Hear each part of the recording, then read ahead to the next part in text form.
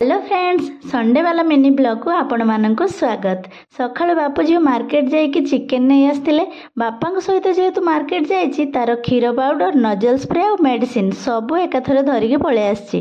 काली बेडसीटा market रू आनी आईटा मत घर को पठेबार अच्छी से सिलाई करी बोली मेसीन टाक बाहर को गाड़ी आनली। आते सिलाई स्टार्ट कली स्वामी भाविले एत बड़ बेडसीटा को सिलाई कर सारे तार गोड़ बिंधब काले से मत पेडल माड़ी सिलाई कर हेल्प कर मुझे रोसे स्टार्ट करदेली और रोसे आरंभ कर गैस सरीगला। स्वामी को कहली जाओ टे गैस नहीं आस।